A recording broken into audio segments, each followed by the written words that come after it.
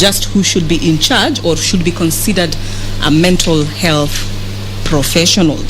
Other bills that will be considered in a committee of the whole: the Conservation of Wildlife and Management Amendment Bill, Senate Bill number 30 of the year 2020, sponsored by the Honorable Senator Jones Mwaruma; the Parliamentary Powers and Privileges Amendment Bill, Senate Bill number 30, sponsored by Senator Dr. Agnes Zani. A live broadcast brought to you by the Parliamentary Broadcasting Unit in conjunction with the Kenya Broadcasting Corporation, a sitting that will be presided over by none other than the Speaker of the Senate, Honorable Kenneth Lusaka. My name is Vereso Mwanga. On behalf of the entire crew, I welcome you to follow the proceedings. Good afternoon.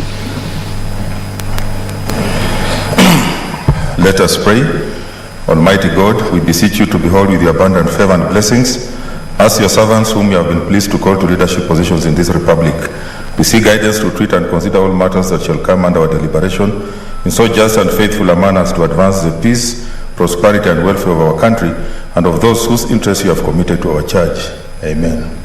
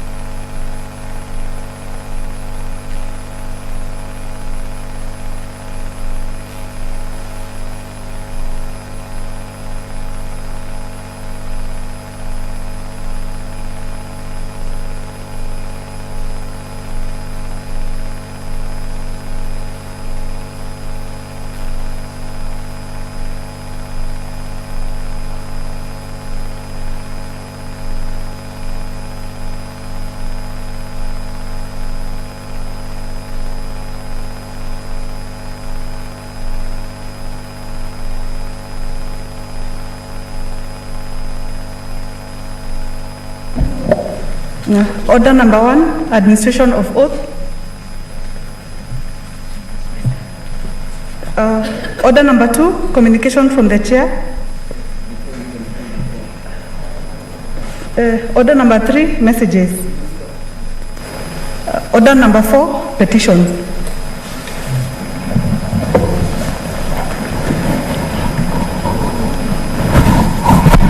Honorable Senators, I hereby report to the Senate that a petition has been submitted through the clerk by Wilson Amuge Arap Lagat, a resident of Baringo County, concerning alleged corruption, land historical injustices, abuse of human rights, fraudulent use of office for personal gain, and oppression of individual rights. As you are aware, Article 119.1 of the Constitution states that every person has a right to petition Parliament to consider any matter within its authority, including enacting, amending, or repealing any legislation. Honorable Senators, the salient issues raised in the petition are: 1, that plot number Baringo/Perkera 101/178 was declared unfit for use via a letter dated 12th December 1968. Further, a letter dated 16th December 1968 stated that in case there was a buyer willing to buy the plot, they would be required to first clear the outstanding loan. That via a letter dated 8th May 1969, the settlement officer wrote a preliminary report for absentee and the name of Mr. Kapteberewa Kaibos was included for plot number Baringo/Perkera 101/178 as an absentee tenant, following which the Director of Settlement via letter dated 5th March 1979 transferred the said plot to Mr. Wilson Amuge Arap Lagat, who had paid the outstanding loan for the plot. That in 1986, the sons of Mr.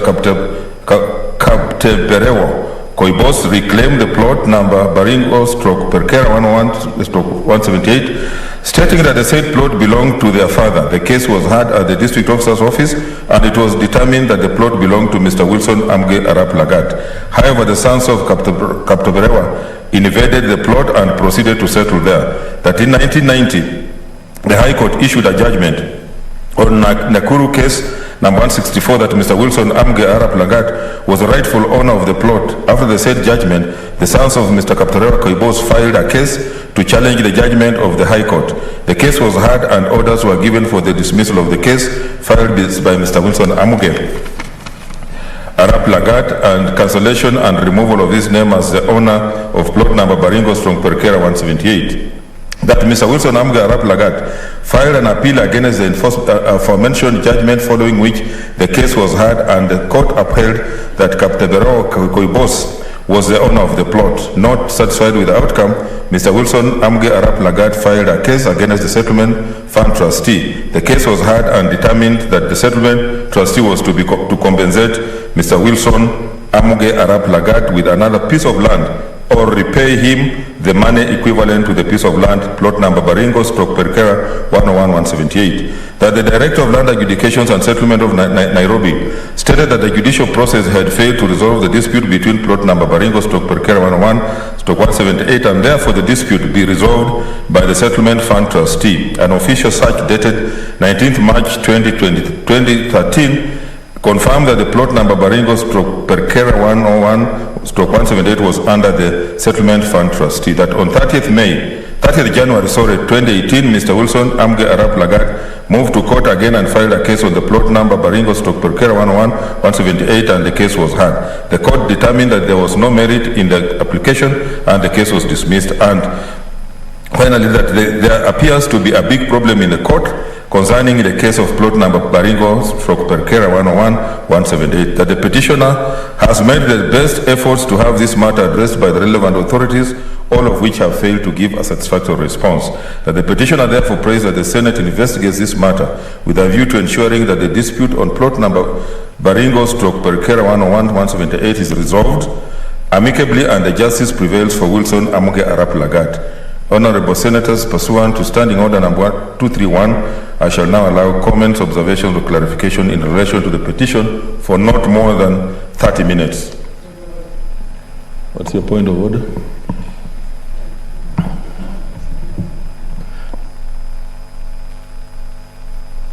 Mr. Speaker, I've keenly listened to the petition and I just wanted you to give a direction as to whether it meets the threshold for this House to discuss it, Mr. Speaker, because, Mr. Speaker, I've heard the contents of the petition and it is a conflict between two people which has already been adjudicated elsewhere.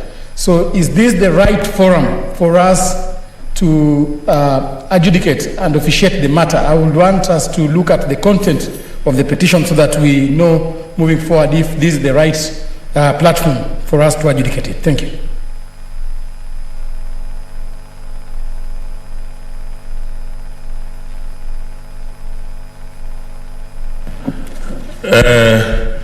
I hear you, but you know, all matters that come here are approved by the Speaker.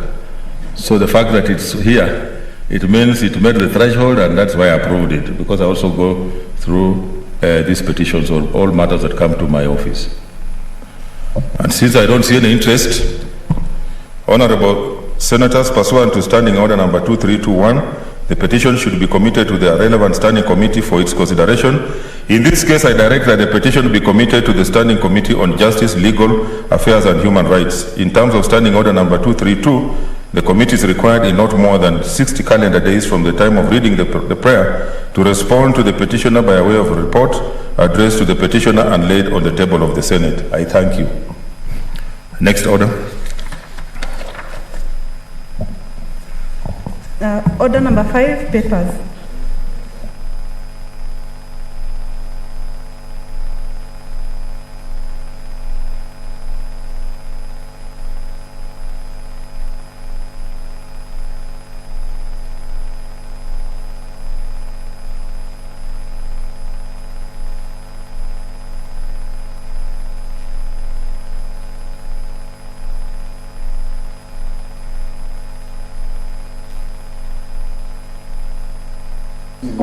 Chair of Health.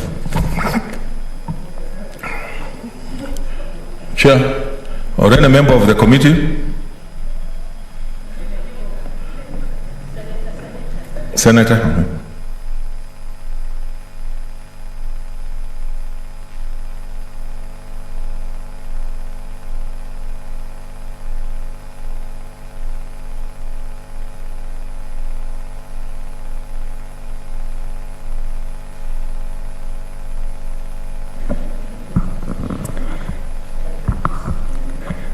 Mr. Speaker, sir, I beg to lay the following papers on the table of the Senate today, 8th July 2021. 1. Report on the stalemate between the Government of Kenya and the United States Agency for International Development, USAID, on HIV and AIDS commodities. And 2.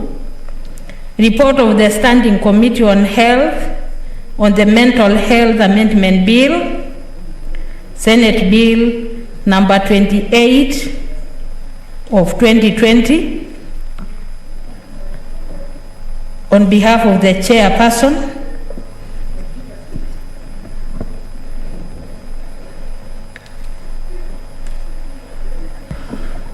The next order.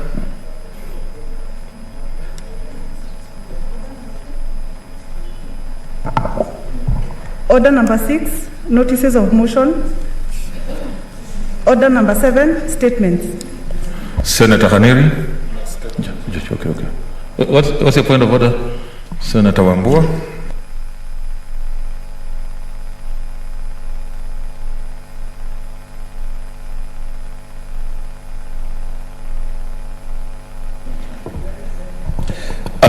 Thank you, Mr. Speaker.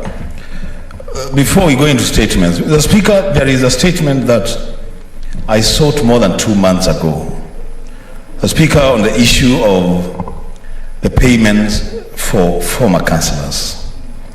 And the Committee for Labour had undertaken to process that matter within 14 days. More than 2 months down the line, Mr. Speaker, I have not received any report and no processing has taken place. Mr. Speaker, I raise this matter because the plight of our former councillor, Mr. Speaker, is really, really appalling. Seriously, this House has got to do something or be seen to do something about the plight of those councillors. And if a statement like that, then we would sit here for more than 2 months, we are seen to be responsible, Mr. Speaker. Mr. Speaker, I want direction from you on how do we proceed on that matter. I thank you, Mr. Speaker. I concede, Senator Nderitu.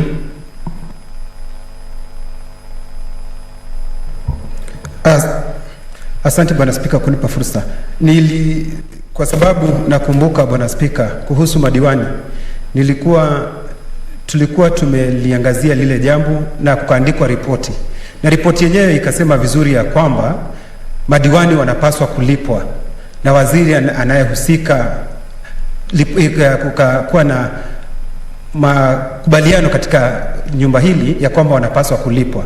Bwana Spika, nakumbuka tena vile Senator wa Kitui Wambua alivyouliza, kamati ya Leba ikasema ya kwamba watalichangamkia lile jambo, lakini baada ya wao kulivalia lile swala njuga, hakuna jambo lolote linaonekana kutendeka. Bwana Spika, sijui kana kwamba madiwani hawafai kuwa wakilipwa zile hela zao, ama ni kwa nini jambo hilo linachukuliwa kiholela, Bwana Spika? There is Senator Wetangula, then Maruma.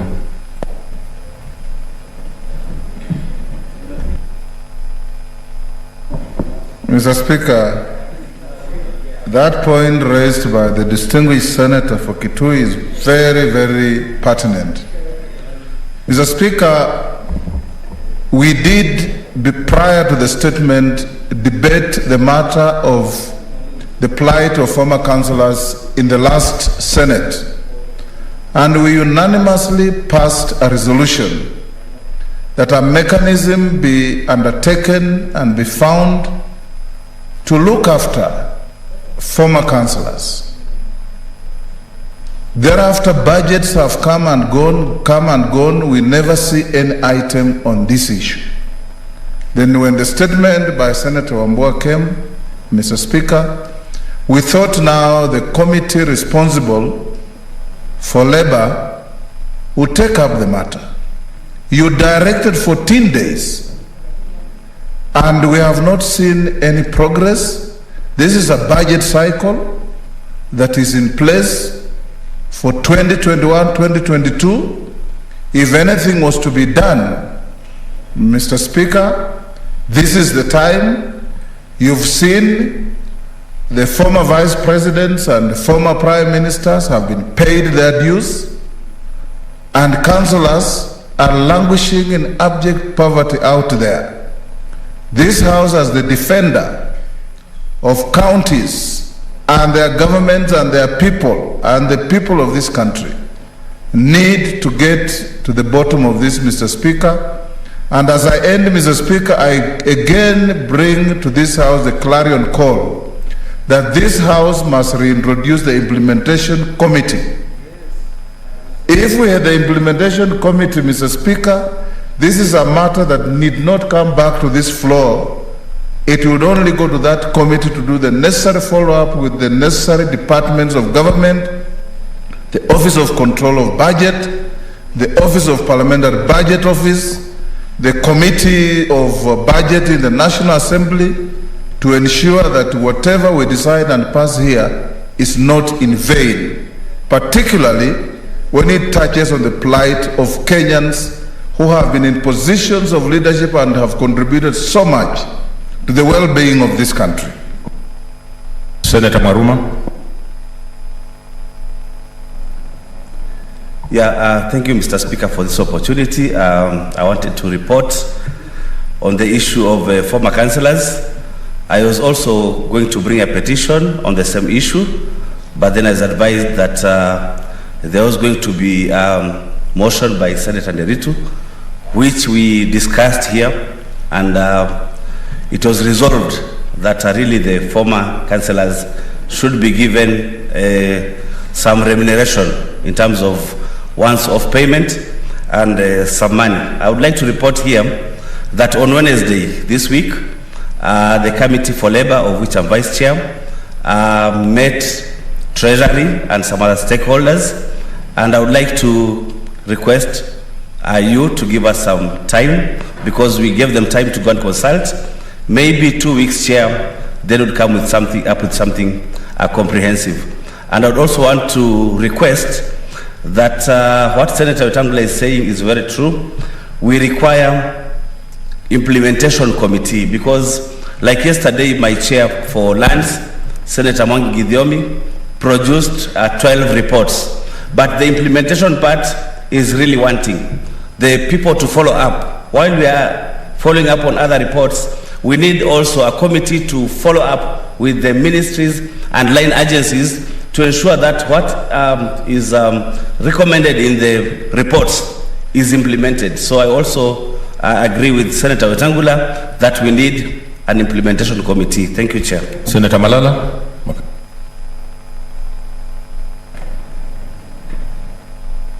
Mr. Speaker, this matter on former councillors is a serious matter, because I've interacted with a number of them back at home, and I must say that they are undergoing a very difficult moment in their lives, Mr. Speaker. And therefore it is very important for this House, Mr. Speaker, and through your leadership, to give direction. But the big question here, Mr. Speaker, is that we need to have two understanding as pertains the resolutions of this House. One, how binding is a motion passed in this House?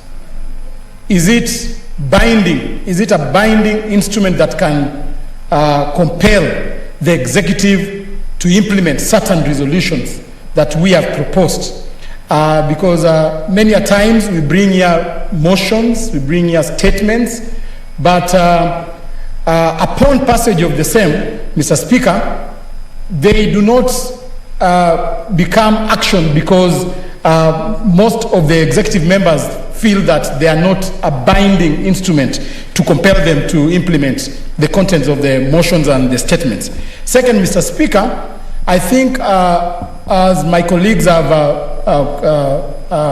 suggested, it is important for this House, Mr. Speaker, to consider bringing back the implementation committee, because we have seen most of the resolution of this House not being followed up by the respective committees. And Mr. Speaker, I have seen people working in content of resolutions of this House. A case in example is recently, Mr. Speaker, when the Committee on Agriculture resolved and gave directions on the advertisement of bidders for Mumias Sugar Company, Mr. Speaker.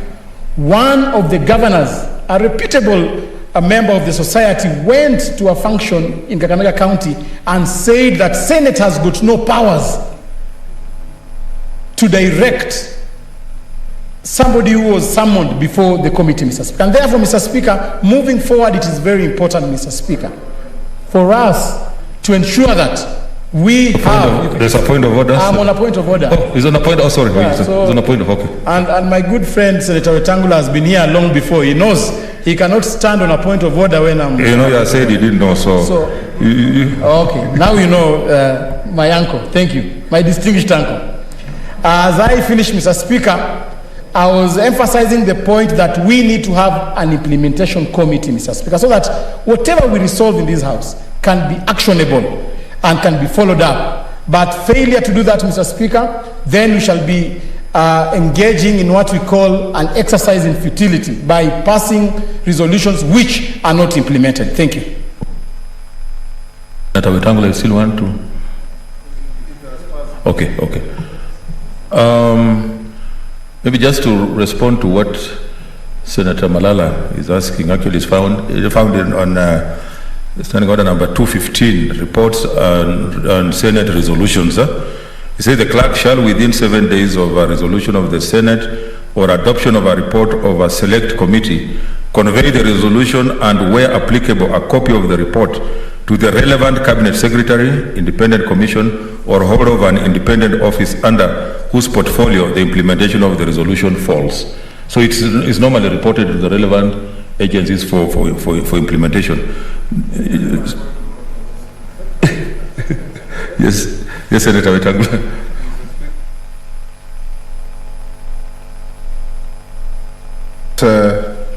The distinguished senator for Kakamega saying what he was saying when he knows that even the impeachment motions that come to this House, they come as motions, and we impeach governors and they go home. So the effect of a motion and the resolution of this House can neither be impugned or indicted by anybody. In fact, the distinguished senator for Isiolo can tell you, Mr. Speaker, that when we were carrying out the mess investigations, one of the pillars that the Minister of Health purported to stand on for starting mess was a resolution of this House on a motion brought by the former senator for Migori, Senator Machage. That's what they say they acted on. What we lack, Mr. Speaker, is a follow-up mechanism by way of implementation to follow up departments. Because a resolution of this House has a force of law like any other law that we can think of. Okay, what's your point of information? Then, okay, yeah. I was informed, but he left before. Senator Nderitu, yes? Mr. Speaker, thank you. I brought in a motion in this House for the councillors, and the resolution that was made in this House is that the councillor is supposed to be paid 30,000 per month. That's our solution, 30,000 per month, and honorarium of 1.5 million. So I don't know what the Committee of Labour is again doing investigation and bringing in other report, Mr. Speaker. And there is nothing. There was a motion which I brought, and all what I'm just supporting what Senator Wetangula is saying. We need implementation, because we can keep on doing recommendation after recommendation, and if there's no implementation, then we'll be doing. Okay, order. I think we need to make progress. Okay, Senator Zani. Thank you, Mr. Speaker, and I think we feel what Senator Malala is talking about, because when we work as legislators, we hope that something will come out of it, yet we don't have a mechanism to make that happen. On today's order paper, we have the Parliamentary Powers and Privileges Amendment Bill that tries to penalize a public officer.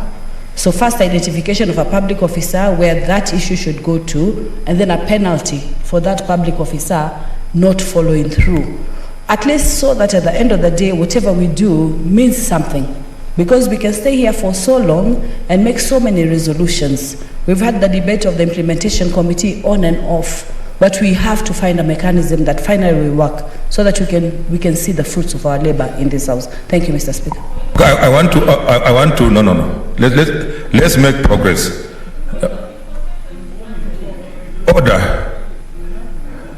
Order. We have heard from the Vice Chair. Okay, what is your...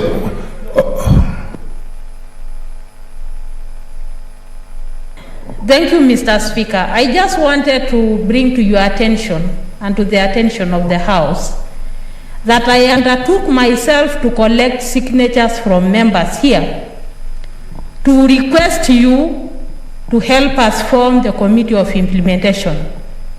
A year down the line, you have not acted on my request.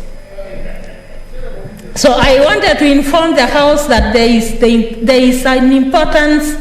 an urgent importance of forming this committee, which I undertook to form through your office, which you haven't given a response. Order. That is not information. In fact, we are imputing improper motive on the Speaker, which are very dangerous grounds. But I want to respond as such. The Vice Chair of the Labour Committee, if I heard him well, said that they have had a meeting with Treasury, following up on what Senator Nderito was talking about, on the implementation of what was recommended by the Senate. So I was going to direct that, because of the weight of this matter, because even when we also go home, councillors are asking us about their fate, and we know that Senate had done a good job, so they have been wondering where this matter went. So I'm directing that committee, within the next 14 days, bring a progress report on where the matter is with the Treasury, because we must now move with speed. On this other matter, on the implementation committee, yes, Senator Dulo, what is it? Mr. Speaker, I think before Senator Nderito, this House passed a motion by the same House on the former councillors, brought by Senator Lonyangapuo.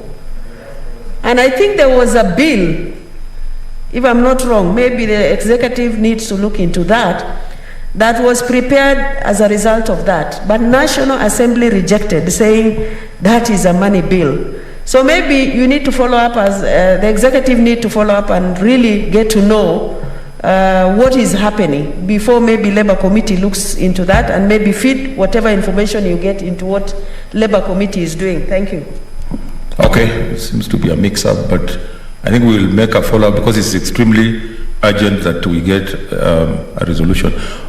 On the matter of implementation committee, the matter has been discussed by the relevant committee. I think it's a live matter, and there were arguments for and against it. I think you just need to conclude it and undertake to conclude the matter so that we are able to move forward. Because when we had a last meeting, there were those who were for it, others were saying it was there, it was not effective, and that's why it was removed. So, but anyway, let me undertake to give a feedback on that. Next order. Senator Haneri, Pingoza.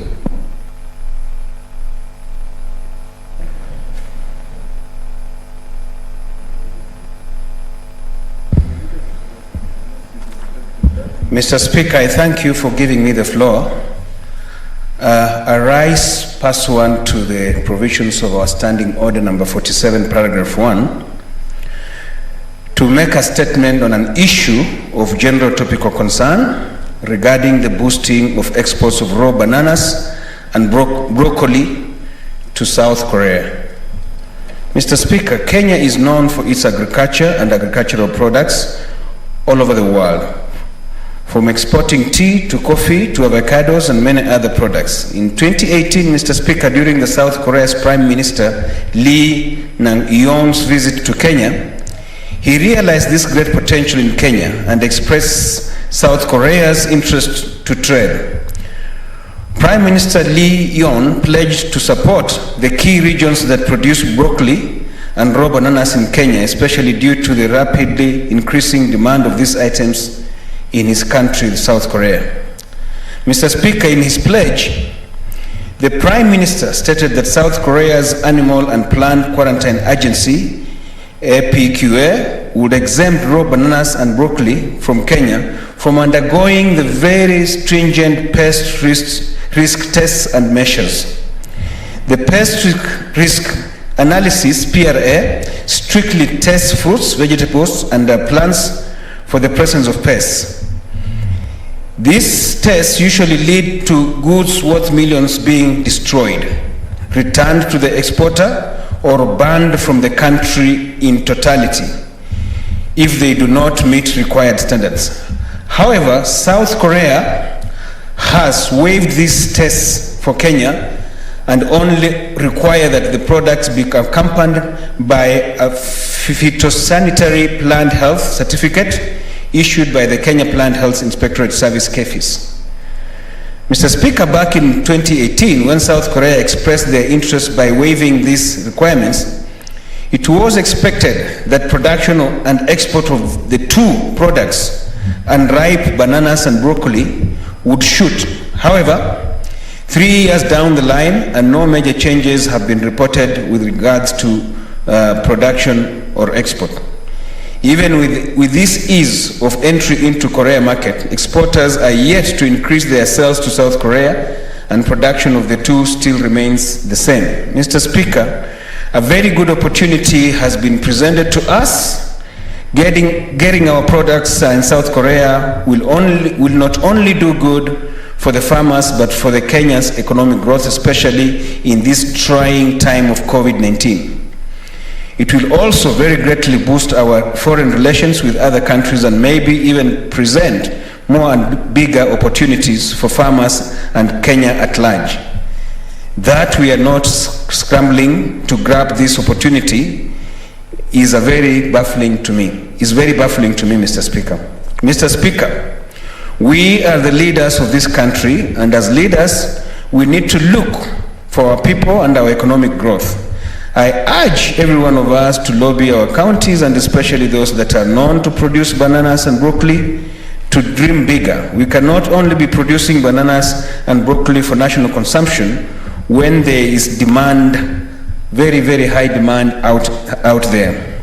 Farmers need to ramp up their production, produce high quality product, and enter into international distribution. Let us not allow such opportunities to go to waste, Mr. Speaker. I thank you. I want to manage our time well because we have so many statements. So the riders, please, I'm sorry. Today you will not ride. Next, Senator Kasanga. Senator Anwar Oloitiptip. Oh. I'm here, Mr. Speaker. Sorry. Mr. Speaker, sir, I rise pursuant to Standing Order number 47-1 to make a statement on an issue of general topical concern, namely the activities of the Forum of Parliaments for Member States of the International Conference of the Great Lakes Region for 2020. Mr. Speaker, sir, Kenya is a member of the Forum of Parliaments of Member States of International Conference of the Great Lakes Region, FPICGLR. This forum brings together the national parliaments of 12 ICGLR member states with a view to incorporating a parliamentary dimension in addressing the root causes of conflict as well as constraints to development in the Great Lakes region. The member states of the FP-ICGLR are Angola, Burundi, Kenya, Uganda, Central African Republic, Republic of Congo and Democratic Republic of Congo, Rwanda, Sudan, Southern Sudan, Tanzania, and Zambia. Mr. Speaker, sir, the forum works through committees that comprise of the Executive Committee, the Committee of Economic Development, Natural Resources and Regional Integration, the Committee on Women, Children, Vulnerable Persons, the Committee on Peace and Security, the Committee on Democracy and Good Governance, and the Committee on Humanitarian and Social Issues. During the 2020 session, the forum, like many other parliamentary organizations, was greatly affected by the effects of the prevailing COVID-19 global pandemic. However, the forum was able to move above and beyond the challenges of the pandemic by utilizing technology to implement its programs and activities. Virtual meetings of the forum's committees discussed, amongst others, the effects of the pandemic on peace and security in the region, the case of member states, the role of parliament in promoting good governance, the impact of COVID-19 on economic development in the Great Lakes region, social challenges faced by households due to COVID-19, and focus on domestic violence. Mr. Speaker, sir, during the 10th ordinary session of the plenary assembly of the FP-ICGLR held in Bujumbura on 4th to 7th December 2019, the General Secretariat undertook an assessment on managing cross-border conflicts in the Great Lakes region. This is in accordance with Article 17 of the Pact of Security, Stability and Development, which provides that member states undertake to ensure lasting peace and security in the whole region of the Great Lakes. The assessment noted that there were several causes of cross-border conflicts in the GLR, which include the following: improper distribution of natural resources, lack of effective management of natural resources, proliferation of small arms, ethnic divisions, political differences, transnational links, and the diffusion of violent conflicts, forced migration, and democratization and governance issues. It was further noted that governments in the region had made great strides to promote peace and security in the region. Some of the measures taken by governments of the ICGLR member states include commitment by heads of states to creating a conducive environment for political and economic cooperation, and signed agreements to end the conflict peacefully and to attain stability and development in line with the objectives of peace, security, and cooperation framework. Commitment by governments, regional and international actors to work together to reduce the spread of arms, as well as improve resource management to curb the cross-border conflicts, improvement of bilateral relations, enhancement of security cooperation, and encouragement of citizens to voice their concerns over the cross-border conflicts and insecurity. Parliaments of ICGLR member states are therefore urged to engage in legislative interventions, representative function, and effective oversight to foster stability and development if lasting peace is to be achieved in the Great Lakes region. Mr. Speaker, secondly, the other assessment done was the role of Parliament in promoting good governance in the Great Lakes region in line with the FP-ICGLR mission to facilitate effective engagement of parliaments in the implementation of the Pact plans through its Committee on Democracy and Good Governance. Good governance is about participation, equity and inclusiveness, rule of law, separation of powers, free, independent and responsible media, government legitimacy, accountability, transparency, and limiting the distorting effect of money in politics. The assessment noted that member states faced several challenges in trying to practice good governance, such as political parties are dominated by the elite, some of whom care less about the local citizens.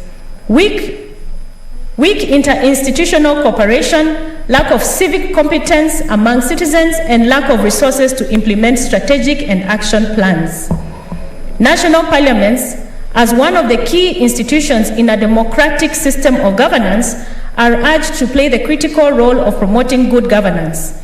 They can ensure that governments and member states of the ICGLR are constituted by people, of the people, and for the people, actively engage in the development and implementation of laws, policies, and practices that promote good governance, respond to the growing public desire for greater involvement, information, accountability, and better service delivery to the people of the Great Lakes region, engage better with citizens of the region in decision-making process, ensure that they have programs that connect them with the citizens at the grassroots level, and promote and strengthen oversight role of the executive. Mr. Speaker, in conclusion, the 11th ordinary session of the plenary assembly of the forum took place virtually on 7th May 2021. At this event, the Right Honorable Speaker of the Senate, Senator Kenneth Lusaka EGH MP, was nominated to be the president of the FPICGLR and will hold this position for a period of 1 year as per the forum's accord. I take this opportunity to congratulate our Speaker and by extension the Senate for election of this position. I thank you. Thank you so much. I don't know that the senators were following. You have not acknowledged that I'm the president of... Okay, next statement, Senator Anwar Loitiptip, deferred. Senator Moranga Irungu Kangata, deferred. Senator Irungu Kangata, absent. Senator Dr. Abdullahi Ali.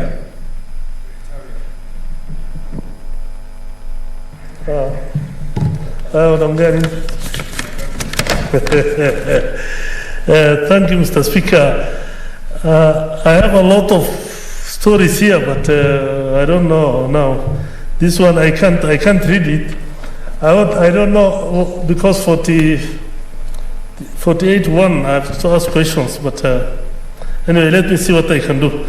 Mr. Speaker, sir, I rise pursuant to Standing Order 48.1 to seek a statement from the Standing Committee on National Security, Defense and Foreign Relations regarding flight suspension between Kenya and Somalia. At present, it has been opened, but these things has caused a lot of harm. In the statement, the committee should provide the justification, if any, for the suspension by the Kenya government of flights to and from Somalia, to explain if the government has put in place measures to mitigate the losses Kenya aviation industry is incurring on a daily basis as a result of the suspension. Mr. Speaker, this thing has happened several times. It has happened in 2020. It has happened recently also for 3-4 months. And the aviation industry, Kenyans, the people who are gaining now, there are nearly 4 million Somalis who travel to and from Somalia, from all over the world. And Kenya, Nairobi used to be the hub. They go from here, then the airlines from here used to transport them. But now, Ugandan Airlines, Rwanda Airlines, Ethiopian Airlines, Turkish Airlines, Qatar Airlines are benefiting, while the local businesses here have literally died, which are mainly private. Mr. Speaker, we have close to, in 2017, the airline industry in Kenya directly supported over 18,000 jobs, 130,000 jobs in supply chains, 58,000 jobs in employee spending, and 410 jobs in tourism. Currently, the industry directly supports over 35,000 jobs. But when there's a knee-jerk reaction every time and the airspace is closed, and people are told to close the airspace within 2 hours, then a lot of people have gone out of jobs. People are really suffering. So I'll ask the committee to try and look into these things, and so that if at all there's an issue which arises, then the government should give the industry at least some time so that they are able to look into their problem. Thank you, Mr. Speaker. Okay, Senator Mohammed Faki, Mombasa. And I see you have several questions. Allow me, Mr. Speaker, to read all of them at once. Thank you, Mr. Speaker, sir. Mr. Speaker, sir, I rise pursuant to Standing Order number 48.1 to seek a statement from the Standing Committee on Roads Transportation on the suspension of ferry services to pedestrians. In the statement, the committee should explain the reason or reasons for the suspension of ferry services to pedestrians in Mombasa County from 4 a.m. to 8 a.m. in the morning and from 4 p.m. to 8 p.m. in the evening daily. Number 2, state whether the public participation was conducted before the decision to suspend the service was made. And thirdly, explain what the government is doing about the resultant congestion at the ferry for the whole day, regardless of the peak hours, and in view of the current outbreak of COVID-19 pandemic. Mr. Speaker, sir, nimesimama kuambatana na kanuni ya 48(1) ya kanuni za kudumu za Bunge la Seneti ya Kenya kuomba kauli kutoka kwa kamati ya habari, mawasiliano na teknolojia kuhusu kucheleweshwa kwa ulipaji wa mishahara ya wafanyikazi wa shirika la posta nchini. Katika kauli hiyo, Mheshimiwa Spika, kamati inapaswa kwanza kuelezea sababu za shirika hilo kuchelewa mara kwa mara kulipa mishahara ya wafanyikazi wake. Pili, kueleza sababu za shirika hilo kuchelewa kulipa kodi, pesa za huduma ya afya na pesa za uzeeni na mikopo ya wafanyikazi kwa wafanyikazi wake, ile hali wanadaiwa na vyama vya ushirika SACCOS pamoja na benki za kibinafsi. Na tatu, kueleza hali ya kifedha ya shirika hilo ikifikiriwa kwamba wafanyikazi wake huenda wakakosa ajira iwapo shirika litafilisika. Asante Mheshimiwa Speaker. The last one, Mr. Speaker. Okay. Mr. Speaker, I rise pursuant to Standing Order 48(1) to seek a statement from the Standing Committee on Trade, Tourism, Industrialization on the current status of the Mama Ngina waterfront in Mombasa County. In the statement, Mr. Speaker, sir, the committee should, one, state who is currently managing the Mama Ngina waterfront. Two, state the reason why the facility has not been handed over to the Mombasa County government, and yet tourism is a devolved function. And three, state why there has been frequent closures of the facility, even to the extent of denying residents access to the waterfront and the Mama Ngina Drive, which is a public road. Yet there has been no gazette notice stopping people from accessing the said road. Thank you, Mr. Speaker, sir. This next statement is by Senator Moses Wetangula.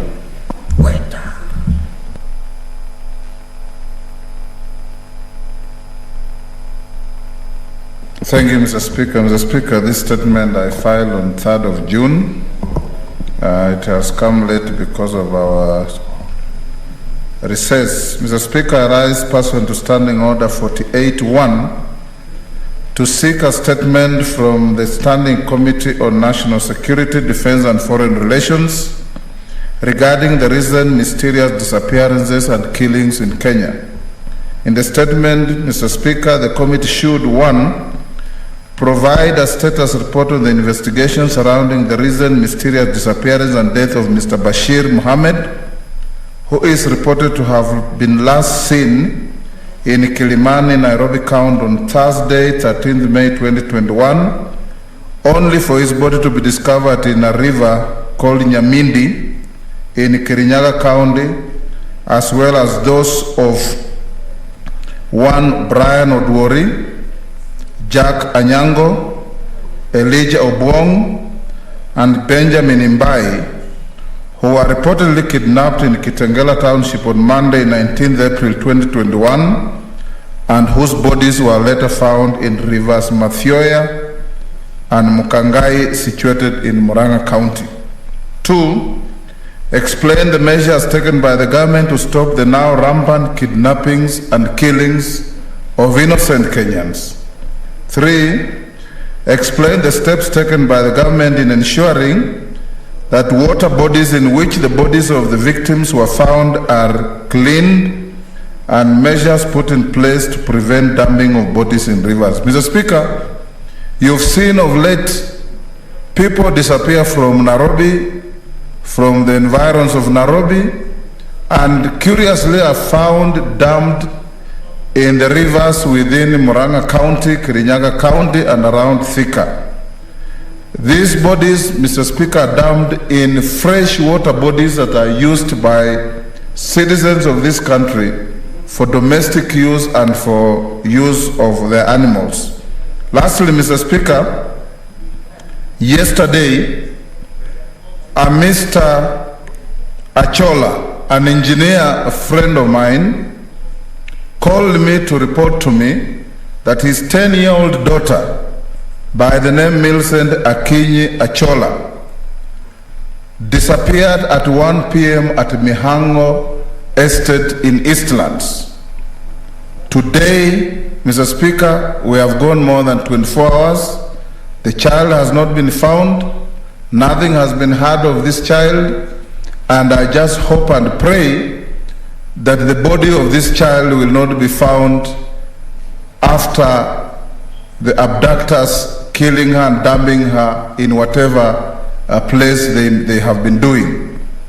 I want to acknowledge, Mr. Speaker, that I reported this particular case to the DCI, Mr. Kinoti, and he assured me that he's setting a squad to Mihango to try and investigate the disappearance of this grade 4 child who just disappeared from their parents' house and nobody knows where it is. We want an assurance from the state, Mr. Speaker, that the duty to protect the lives and properties of innocent Kenyans is sacrosanct, and that we can't have people disappearing and later their bodies being found dumped in rivers, stuffed in sacks, and mutilated, and we are seeing no arrests, no prosecutions. Thank you, Mr. Speaker. Thank you. Next statement by Senator Petronila Were.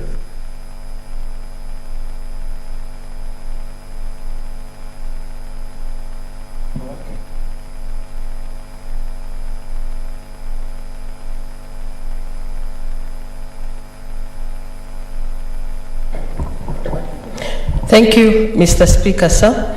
I rise pursuant to Standing Order 48.1 to request for a statement from the Standing Committee on Health regarding the alleged change of ownership status of the General Cargo Funeral Home in Kiambu County. In the statement, the committee should, 1, establish the current ownership status of the General Cargo Funeral Home, which has been under the administration of the Kiambu County government. Outline the procedures which were followed in the change of ownership, if any, and the circumstances surrounding this change. Thirdly, the committee should determine the current status of the registration of the parcel of land on which the facility occupies. And finally, Mr. Speaker, the committee should state how the current ownership, control and management of this facility has impacted the lives of the people of Kiambu and its environs, given that several counties were being served by the said funeral home when it was being operated by Kiambu County government. Thank you, Mr. Speaker. Next is from Senator Beatrice Kwamboka Makori. Absent, deferred. Senator Millicent Omanga, deferred, absent. Senator John Simwaruma.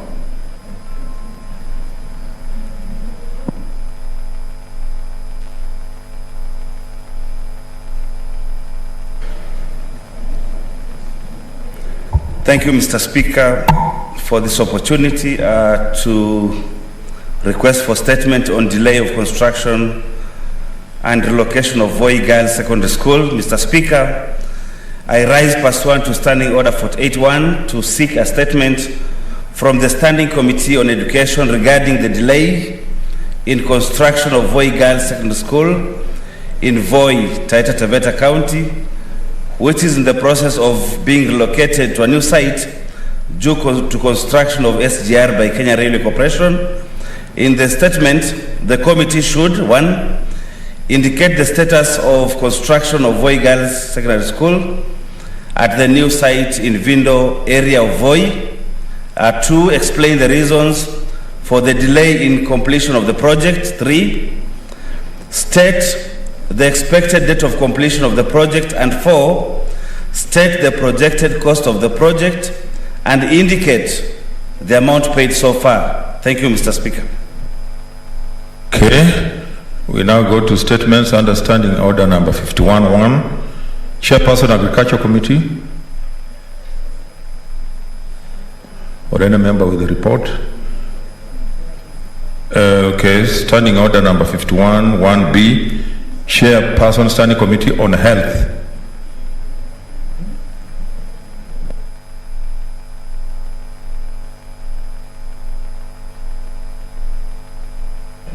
Labor Committee, I'm told, requested to submit their report next week. Chairperson, Land, Environment and Natural Resources.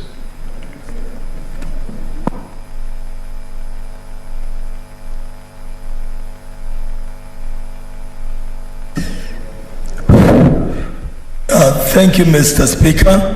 Mr. Speaker, I rise pursuant to Standing Order 51, 1B to make a statement on the activities of the Senate Standing Committee on Lands, Environment and Natural Resources for the period commencing 10th February to 7th July 2021. Mr. Speaker, sir, during the period under review, our committee held a total of 45 sittings, considered 2 bills, 15 petitions, and 3 statements. The committee also held 5 engagements with the stakeholders to respond to the petitions, statements, and a committee inquiry, and further requested for written submissions from members of the general public on the 2 bills. Mr. Speaker, sir, in respect to bills, the following were considered: the Wildlife Conservation and Management Amendment Bill, Senate Bills number 30 of 2020, and the Natural Resources Benefit Sharing Bill, Senate Bill number 25 of 2020. On the aforesaid bills, views were collected from the public by the committee, and the report on the Wildlife Conservation and Management Amendment Bill, Senate Bill number 30 of 2020, has already been tabled in the Senate. For the Natural Resources Benefit Sharing Bill, Senate Bill number 25 of 2020 is currently awaiting adoption by the committee and shall be ready for tabling in the House in the forthcoming week. Mr. Speaker, sir, regarding statements, 3 statements were sought, one by Senator Judith Pareno, MP, on human-wildlife conflict in Kajiado County. But another one by Senator Moses Otieno Kajwangi, MP, on dredging and sand harvesting activities around Takawiri Island in Lake Victoria. And a statement requested by Senator Aaron Cheriot, MP, on the construction of the Koru Soini Dam in Kericho and Kisumu counties.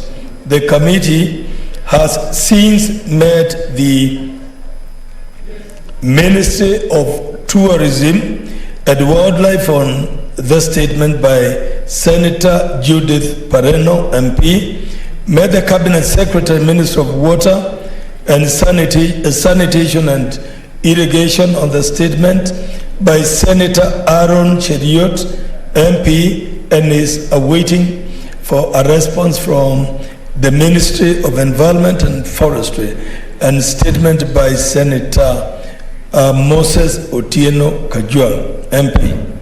Mr. Speaker, sir, with regard to petitions, the committee has one of the most critical mandates that directly affect the citizens, and that is land and environment matters. The committee recently tabled 12 reports, actually they were tabled yesterday, leaving a balance of 3 petitions that are being finalized by the committee and will be tabled in due course. There are 4 other petitions that are also before the committee that were committed to be handled jointly with other committees that the committee will now prioritize for its completion, now that a bulk of the petitions have been completed by the committee. Mr. Speaker, sir, in respect of county visits in the period under review, the committee scheduled county visits were slightly hampered by the COVID-19 pandemic, but eventually, in May and June 2021, the committee was able to conduct a site visit in Taita Taveta County on the 26th and 27th March 2021. The residents of Mukamenyi village in Voi, sub-county of Taita Taveta County, on the alleged encroachment of land belonging to Mukamenyi residents by Voi Point Limited in Taita Taveta County. Residents of Musabweni village in Voi sub-county of Taita Taveta County on the alleged impeding evictions of Musabweni residents by a private company. Residents of Mwakitao in Mwatate sub-county, Taita Taveta County on the petition on Mwakitao and ownership dispute between Mwakitao residents and Isanga Iwishi Group Ranch and the representatives of Mashugwani's quarters on the petitions on the alleged delayed adjudication and the settlement of squatters on Mashugwani land in Taita Taveta County after expiry of the lease.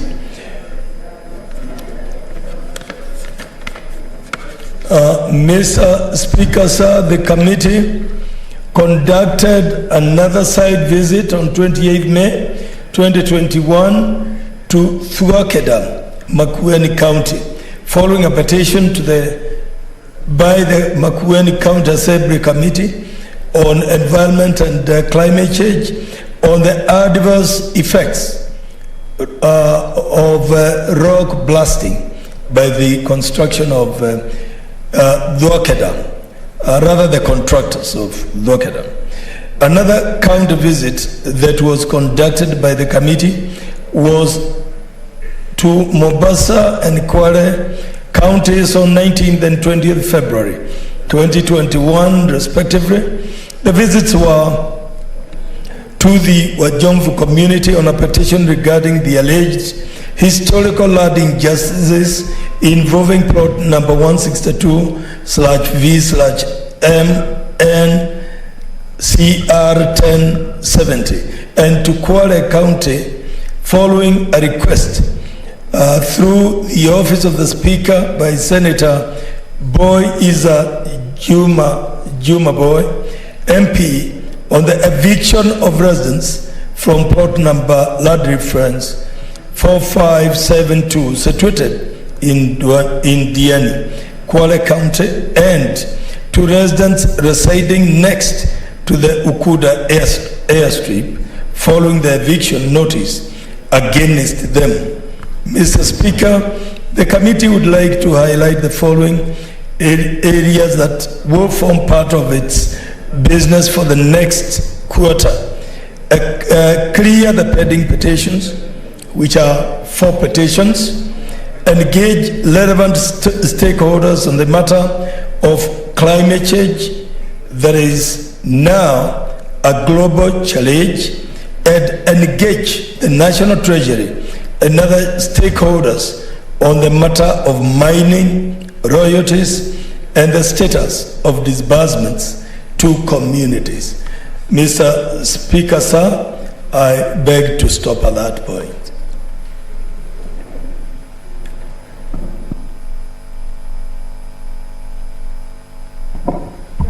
Senator Zani Agnes.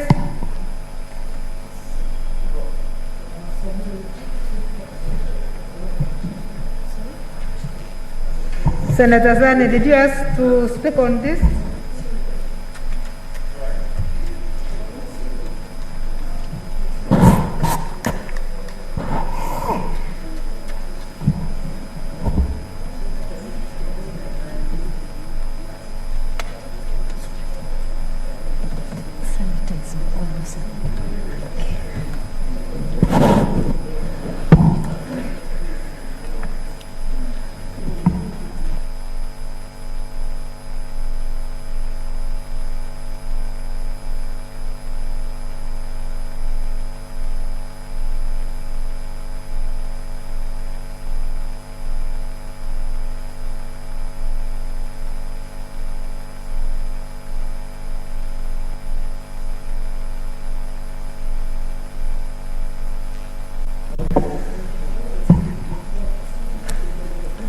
Okay, Senators, I note that there was no riding today. Senator for the Chairperson, Standing Committee on Health.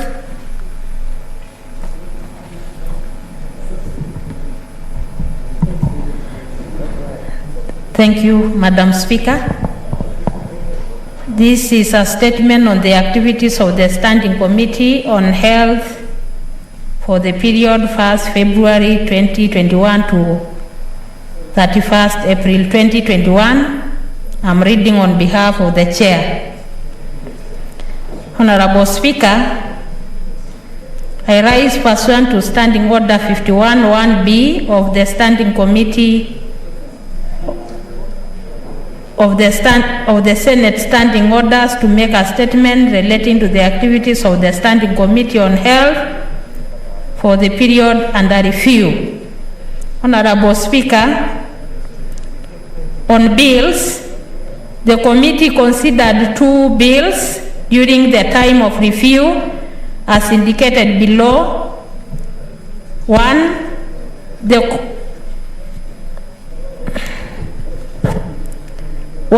the Community Health Service Bill, Senate Bill number 34 of 2020.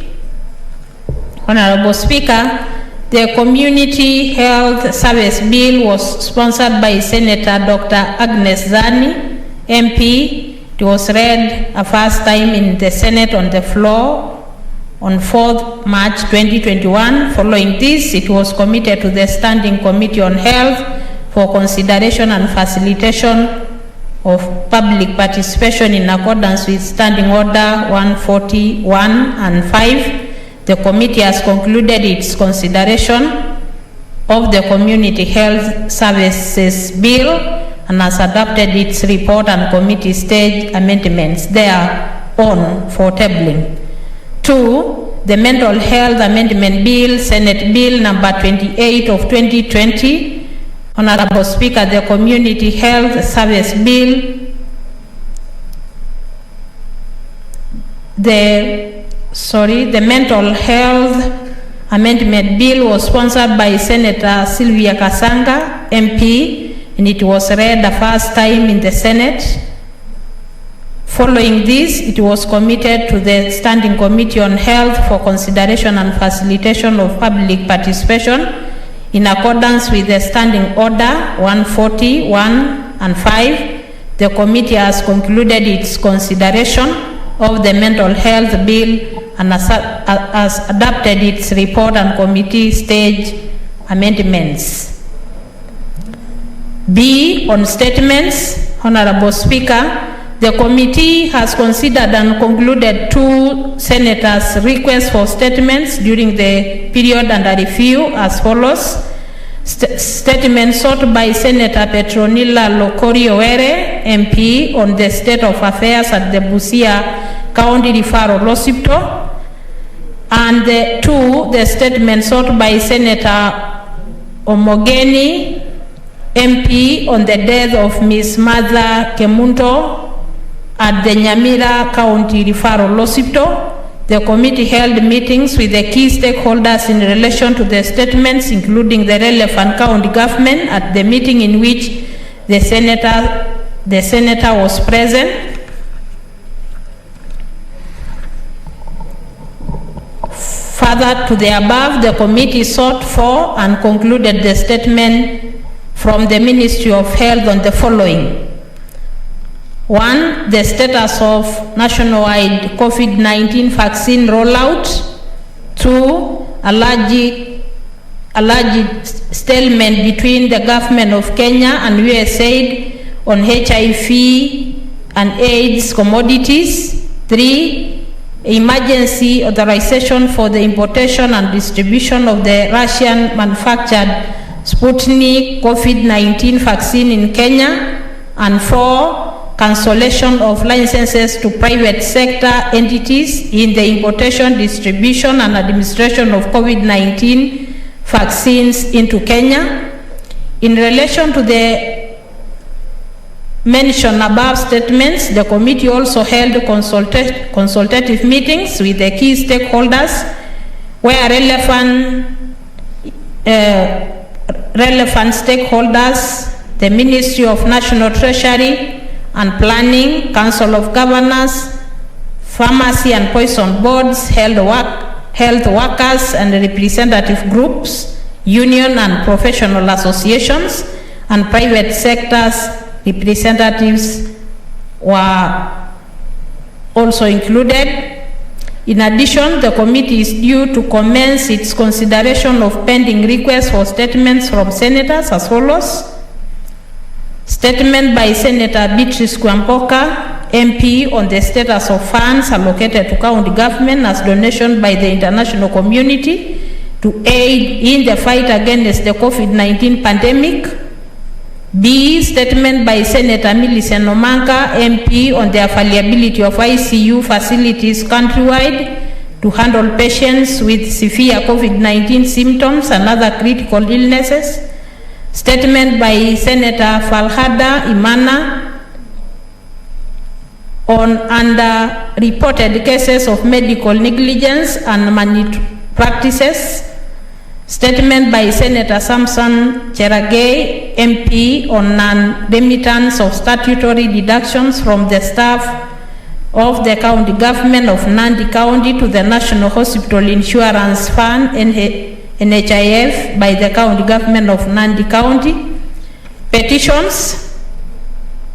The committee has prioritized the following petitions for consideration during the 5th session. A petition on the allergic double taxation of pharmacies in Kenya by Mr. Collins A. Omolo. A petition by Ms. Marion Juma and others on challenges faced by patients suffering from multiple and neurogenic optical NMO. A petition by Mr. Stephen Obudo on proposed amendments and additional provisions to the Cancer Prevention and Control Amendment Bill 2019. D, a special audit report on the utilization of COVID-19 funds by the counties. Honorable Speaker, in relation to the special audit report by the Office of the Auditor General on the utilization of COVID-19 funds by the county government, the committee met with the following county government during the period in question: Murang'a, Kisumu, Busia, Kisumu, Kajiado, Kitui, Vihiga, Kisii, Wajir, Isiolo, and Kiambu. To note, at the time of reading this, the committee has since received submissions from all 47 county government as well as the Nairobi Metropolitan Services. Further, the committee has considered and is preparing a report for 19 county government for tabling, of which it was tabled. Further, the committee is scheduled to undertake a retreat within the month of July 2021 to consider and write the remaining reports. Other queries? Honorable Speaker, the committee also concluded its investigation on allergic irregularities at KEMSA and has tabled its report. Further, the committee has initiated and partially considered investigation into the following: 1. Allergic procurement irregularities by NHIF in the provision of comprehensive group life last expenses, enhanced work injury benefits, and group personal accident insurance cover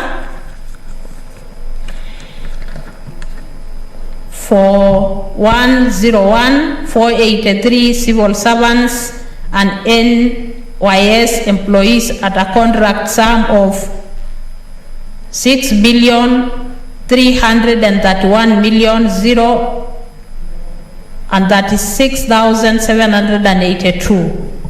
2. Performance of counties in the health function. With regards to the performance of counties in the health function, the committee has held consultative meetings held with key stakeholders, including the Office of the Auditor General and civil society groups led by the International Budget Partnership in relation to the same. Via letter dated 15th June 2020, a request was sent to the Auditor General Office for a performance audit of the health functions in the 10 specified counties within 3 months as follows: Trans Nzoia, Wajir, Nyamira, Narok, Baringo, Busia, Kisumu, Taita Taveta, Makueni and Murang'a. Key areas of interest to the committee with regards to the performance audits include procurement of health products and technologies, development projects in the health sector in the selected counties, and utilization of conditional grants from the national government, particularly conditional grants for level 5 hospitals and user fee county visits. Honorable Speaker, the committee has not undertaken county visits during the period under review. Conclusion: I wish to thank your office and that of the Clerk of the Senate for the support accorded to the committee in the undertaking its work. I also wish to thank the members of the committee for their commitment. Thank you. Thank you, Senator. Honorable Senators, we go back to the Chairperson, Standing Committee on Labor and Social Welfare, to make a statement relating to the activities of the committee. Senator Sakaja. Thank you. Thank you very much, Madam Speaker, for your indulgence. I know earlier the committee had requested to do this next week because of the ongoing work, but I think based on the question asked earlier, it makes sense just to give an update of that and all the other issues. So, Madam Speaker, I rise pursuant to Standing Order 51, 1B, to make a statement on the activities of the Standing Committee on Labor and Social Welfare for the period commencing 1st of January 2021 to 30th of June 2021. Madam Speaker, during this period, the committee held a total of 34 sittings, actually 36 now, considered 2 bills and 4 statements. The committee also held 5 different engagement meetings with various stakeholders and held public hearing forums on 2 bills. We have considered, additionally, a legislative proposal by Honorable Cherargei on the Employment Amendment Bill 2021, which we have approved, and we have submitted our recommendations and comments to the Honorable Speaker. In respect of bills, we've considered the Persons with Disability Amendment Bill 2020 and the County Hall of Fame Bill, number 9 of 2021. We've also held stakeholder engagements and public hearings on all the mentioned bills. The committee has concluded on the bills and will be tabling the reports on these bills. Madam Speaker, we have had 4 statements that are committed to us and reported on 2 statements.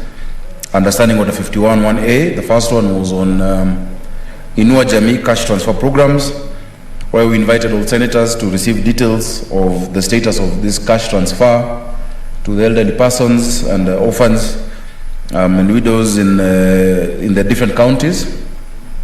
And we gave a tribute to the late Benjamin Ayimba, who was a rugby player, captain and coach, who we lay to rest, and may God rest his soul in peace.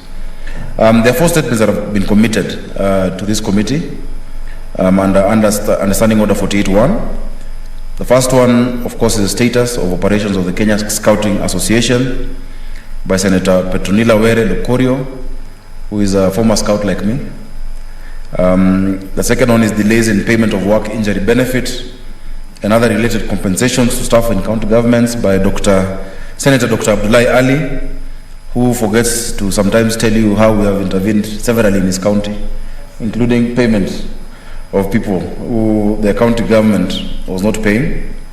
The former governor.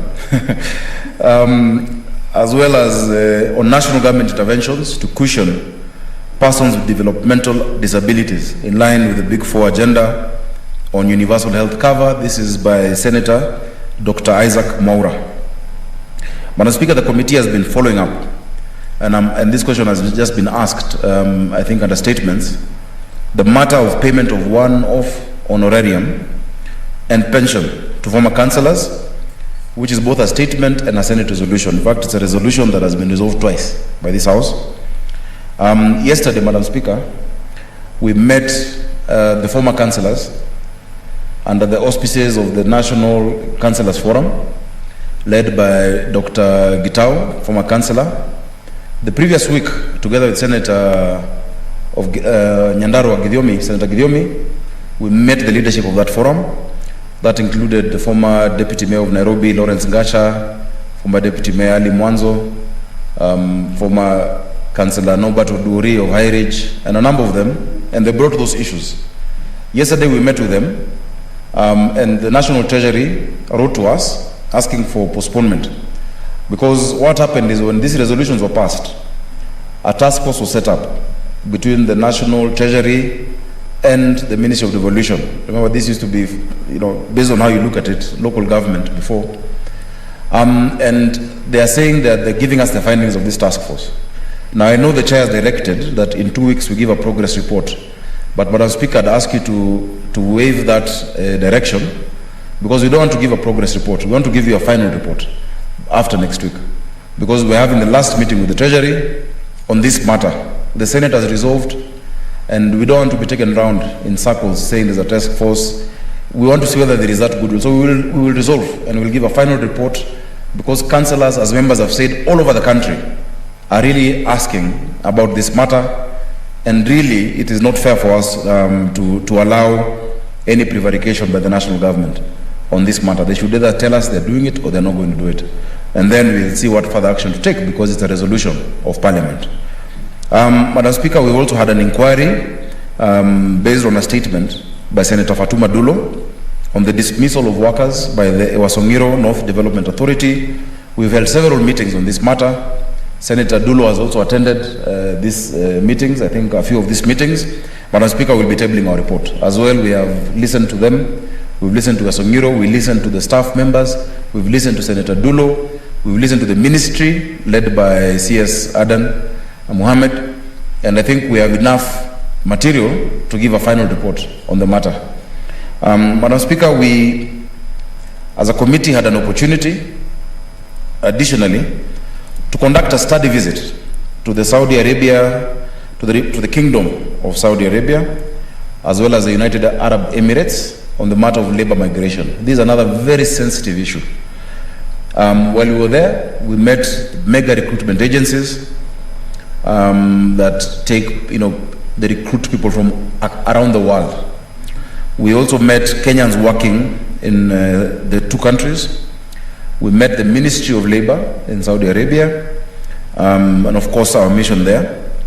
And Madam Speaker, we are finalizing this matter because it is not a straightforward matter on labor migration. We found a lacuna in the laws of labor migration. Today, this morning, Madam Speaker, my committee has met the Ministry of Labor. We've met the Kenyan Association of Professional Employment Agencies, and also ASMAC, an association of skilled labor migration, this morning.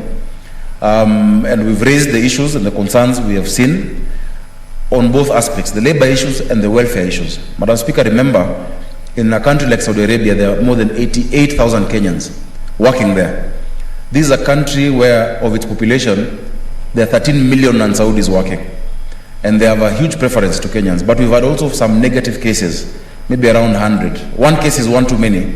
But we want to handle it in a manner that, one, secures Kenyans, increases the capacity for labor migration, but does not jeopardize the jobs for the other 80,000 who are okay. Madam Speaker, you'll note that Saudi Arabia now is number 3 in terms of remittances to this country. And so it is a cocktail of hits and misses, and we want to correct those issues. So next Wednesday, and I've just discussed with the Cabinet Secretary of Foreign Affairs just an hour ago, the Ministry of Foreign Affairs is going to join us together with the National Employment Authority and the mega recruiters from Saudi, and we will have a virtual meeting so that we can clear all the pending issues and ensure those Kenyans who might feel they're stuck elsewhere can come back home. But we have proper, predictable, and accountable labor migration framework where whoever leaves this country to go work, because it's a choice, can be accounted for at all times, Madam Speaker. So it might have taken long, but it's a very complex issue with a lot of potential, Madam Speaker, to go wrong if not handled properly. Madam Speaker, pursuant to Standing Order 215.2, my committee is currently following up on the implementation of the resolution I've said earlier on the honorarium, and we shall be giving a report within less than 14 days. Actually, by next week, we'll give the final report. And on the issue of registration of persons with disabilities, given the fact that the law as currently constituted, or rather, as in its current state, does not take into cognizance the advancements after the new constitution. So there are certain people who need to register you. They don't take into cognizance the fact that we're in a devolved, system where this registration can be done at the county level. Many people miss out because before you need the director of medical services. Now, we have 47 health officers across the county. They don't have to do it in Nairobi. In the next 6 months, Madam Speaker, our committee is focusing on the following issues. One which we're currently doing is looking at the issues of the creative industry. The creative industry, Madam Speaker, is a frontier, a huge economic frontier for our country. We have a lot of talent, but it's not being managed well. Madam Speaker, if you look at a country like Nigeria, the second biggest employer is Nollywood and the creative sector. Yet in Kenya, our artists are languishing, especially now during COVID. Yesterday, Madam Speaker, the day before yesterday, we met the creative sector group, which comprises of musicians, filmmakers, artists, sculptors, playwrights, the entire scope of the creative sector. We also had the Ministry of Sports, Culture and Heritage, together with the entire leadership. We had the Kenya Film Commission, we had the Kenya Film Classification Board, and the Kenya Copyright Board. It was a very long meeting from 9:30 to 2 p.m. And that meeting we were able to raise all the issues around the sector and then categorize them into timelines of what to deal with first. And next Tuesday, we are then now meeting the Attorney General, KECOBO, which is the Kenya Copyright Board, the Communication Authority of Kenya, and the Media Owners Association.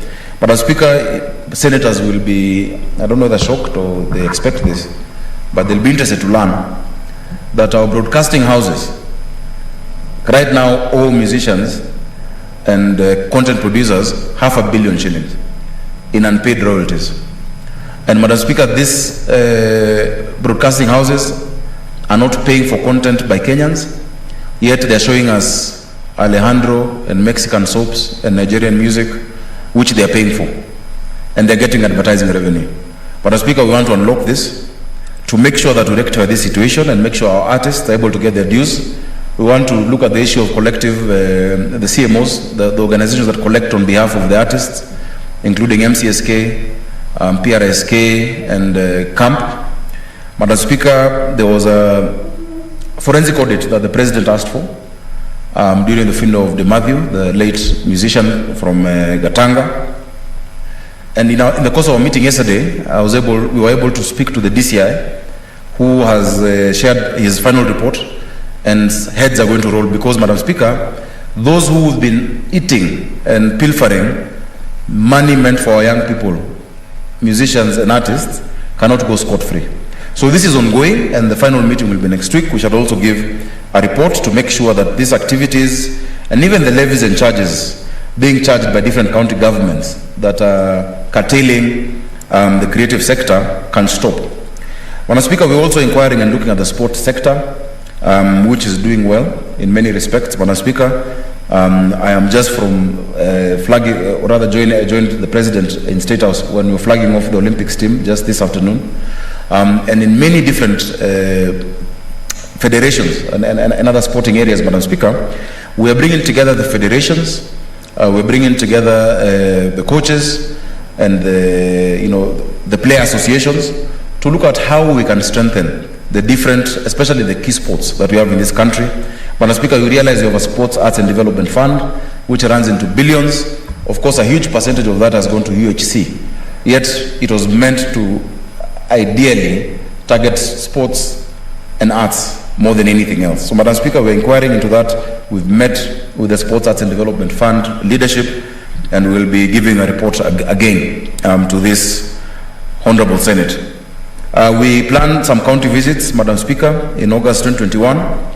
We plan to go to Bomet, Kisii, Nyamira, and Kericho to investigate on the issues affecting workers in the tea sector. Madam Speaker, we also intend to do a county visit to Isiolo County. I'm hearing requests, not people are throwing requests. Senator Ledama, on our way to Bomet, Kisii, Nyamira, we can pass by Narok. But also, not just pass by, I know there are a lot of labor issues in our counties. And when we go to these places, what we do, we bring together the labor committees in the county, we listen to the issues of workers around that area, we're able to look at sporting facilities, because my committee has a very wide mandate, Madam Speaker, as you might notice. The committee will be conducting public participation on the Heritage and Museums Bill, Senate Bill number 22 of 2021. That is in the next few days. This committee, Madam Speaker, has prioritized, because we are getting into the last phase, really. We have less than 400 days to the next election. So we want to make sure we've addressed all aspects in our mandate. We have prioritized the welfare of children during this period. Madam Speaker, you remember the matter we've been dealing with on Nakuru, and we promised that we shall follow up implementation of the recommendations with respect to street children, even as the counties awarded a charter, which the Senate passed. This weekend I was in Nakuru, and the people of Nakuru are very grateful to the Senate for passing the resolution. But that means also that they need to strengthen systems.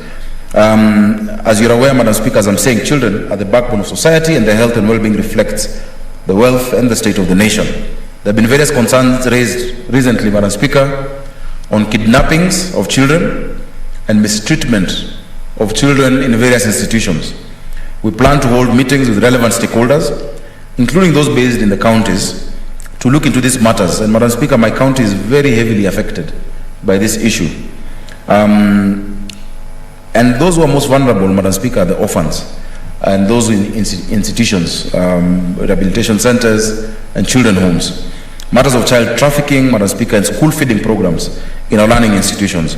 Madam Speaker, I will be inviting senators to receive a presentation on some of the school feeding initiatives that are happening. We've sponsored a national school feeding program bill, Madam Speaker, that we're partnering with the National Assembly. But for those who would be interested, I would love to show them what already is going on in Nairobi County. We've set up a few kitchens together with my MPs. I've done one in Dagoretti South, one in Umoja, which is being set up. Another one that takes care of around 15 or so facilities is coming up in Langata. And that changes everything. When children have nothing in their stomach, nothing will go to their brain. We need to make sure that then the national government also provides the funding required to support organizations like Food for Education that are really going a long way to make sure that our children get feeding and food in school. Madam Speaker, we are aware, and I'm grateful that the Chair of Education is also a member of my committee. We've discussed this together, and they have extensively dealt with this school feeding program issue. We're working together, especially the ECD centers. But we realize that the nutritional value of the programs and cascading up to secondary school level is also extremely important. In as much as primary and secondary are not devolved, it's not something that we can be able to ignore. Madam Speaker, I wish to conclude, and I thank my committee members who have been very, very active, led by the Vice Chair, Senator Mwaruma, Senator Milgo, Senator Madzayo, Senator Kwamboka, Senator Githiomi, Senator... there are former senators who are members of my committee who are also friends. I can see them. Senator Petonila Were, Senator Omanga likes talking to our committee as well. But my committee is very hardworking. Madam Speaker, I always have a quorum of 9 members. They all attend the committee. And many times, in fact, yesterday when Senator Githiomi was being given accolades, I forgot to say that despite the huge task he has in Lands Committee, many times he comes on board and he chairs Labour Committee when I'm not available, and he does an amazing job. I think he should get the title of Super Chair, Madam Speaker. With those many, and also I want to thank my staff, led by Monate Shaban. I have a new clerk assistant called Kibet. My entire team, including my sergeant at arms, have been very, very supportive, and that is why we're able to achieve what we've been able to achieve. Thank you very much, Madam Speaker. Thank you, Senator.